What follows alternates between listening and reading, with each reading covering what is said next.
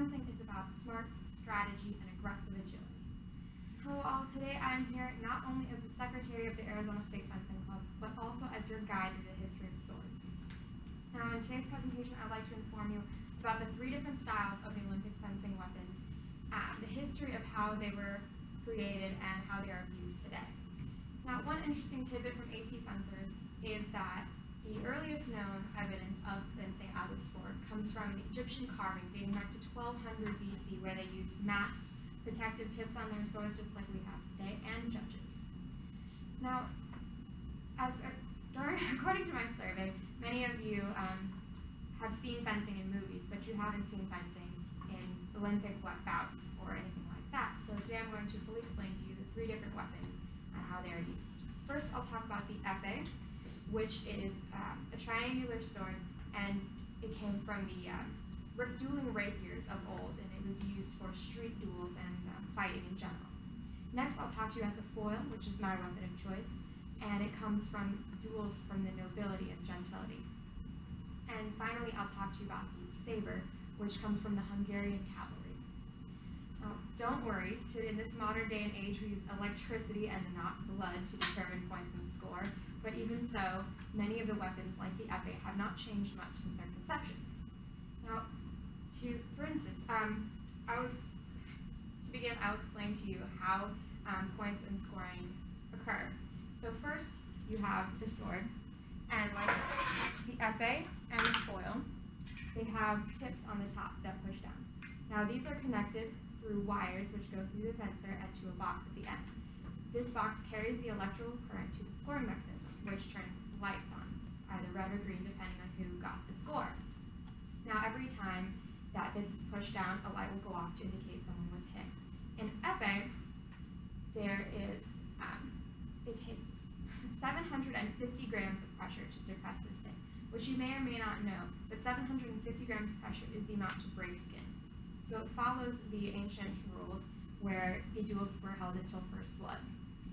Epee also is traditional in that there are 2 attackers. You can both be attacking at the same time, and you can both get points at the same time, which is very different from the other Olympic weapons where you have an attacker and a defender. Now, epee fencing is something you would see in The Princess Bride, for any of you that you have seen the movie. That is more common to epee fencing. It is all about stabbing and fighting to blood or death. Now, foil is very different. Foil is more of a nobility's duel. It has rules as you would expect in fashion style to the day. The rules of foil are called right-of-way.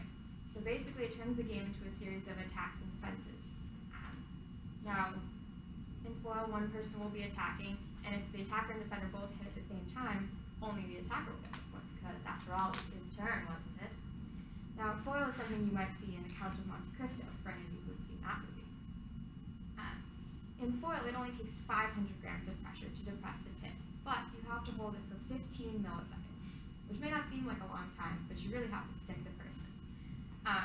Now, the other main difference is that in epee, the entire body is target area versus foil, which only the trunk of the body is target area. Now, as you can see, I'm wearing this metal vest. It's called the lame.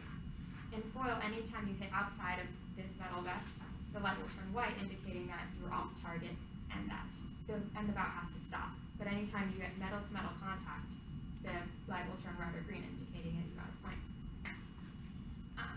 Now, saber has the same rules as foil with right-of-way, and they have the same lame, except that the arms are covered and the head is also covered.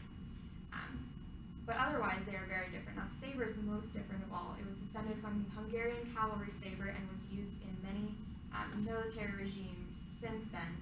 It has now become a long, straight sword like you see out in the foil, even though it used to be a large, curved scimitar, as you might imagine. And it is very similar to things you might see in the Pirates of the Caribbean, or some other movie like that. Now, the saber is used to hack and slash at your opponent, so anytime any part of the metal comes in contact with the metal jacket you're wearing, you get a point. And so they have the rules of right-of-way as well. So it may not be as gentlemanly-like, but it was used more from your horses attacking.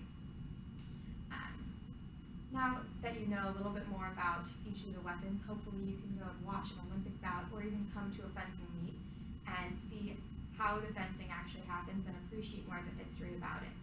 And I hope that I've shown you that as Thierry Thierret, author of Women in Weaponland from the journal International History of Sports, once wrote, the épée and the saber were used in military regimes and societies at war, while foil was used for gentility and only used for duels. And I'll show you a little bit about what they look like. Now this is the right of way for foil